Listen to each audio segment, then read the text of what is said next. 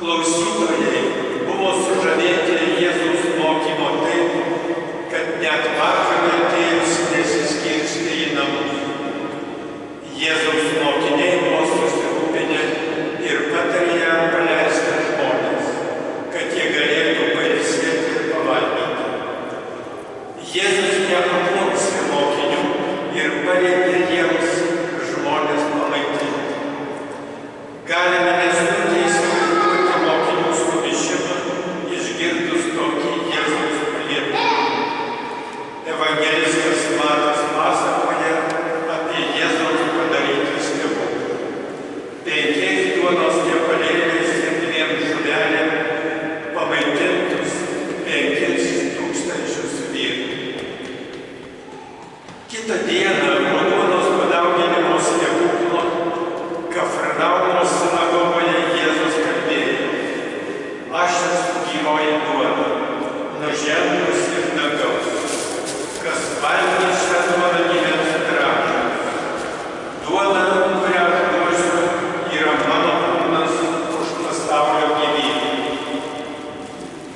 Išgirdę šiuos žodžius daugelis Jėzaus klausytojų kalbėjo: Kieti jo žodžiai, kas gali jų klausytis? Ir nuo to meto daugiau su Jėzumi nebevaikščiojo.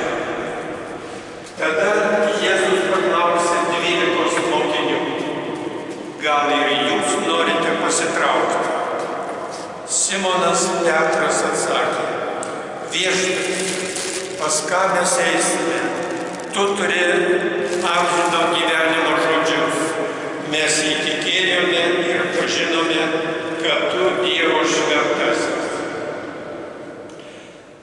Duonos padauginimo stebuklas buvo tarsi įžanga žmonių paruošimo dar didesniam stebuklui, kai Jėzus maitins juos nepadaugintą duoną, bet savo kūną ir kraują.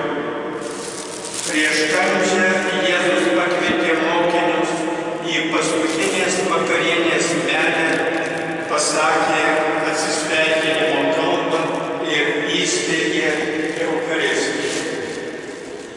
Evangelistas Lukas taip aprašo Eucharistijos įsteigimą.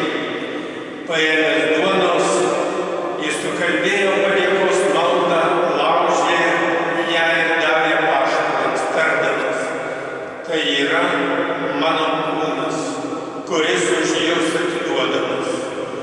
Lygiai taip po vakarienės jis paėmė taurę, sakydamas: Imkite ir gerkite jos visi, nes tai yra taurė naujosios sandoros mano kraujo, kuris už jus išliejamas. Tai darykite mano atminimui. Bažnyčia vykdo Jėzaus paliepimą, tai daryti jo atminimui, ir švenčia Eucharistiją, šventąsias mišias. Švenčiant mišias žmonės pirmiausia pamaitinami Dievo žodžiu, kai skaitomos ištraukos iš Šventojo rašto. Mišių kulminacija būna, kai kunigas ar vyskupas paima duoną ir Jėzaus paliepimo taria žodžius: Tai yra mano kūnas. Po to paėmęs taurę vyno taria: Tai yra taurė mano kraujo, kuris už jus išliejamas. Tariant šiuos žodžius, aukota duona ir vynas tampa tikru Jėzaus kūno ir kraujo, kurį priima mišią švenčiantis dvasininkas ir mišių dalyviai. Mes kartais apsiprantame su Eucharistijos šventimo paslaptimi ir ne visada išgyvename tą slėpiningą mišių aktą, kurio metu esame maitinami Jėzaus kūnu ir krauju. Šį sekmadienį yra proga pamastyti apie duonos padauginimo stebuklą ir padėkoti Dievui, kad esame maitinami dangiškąja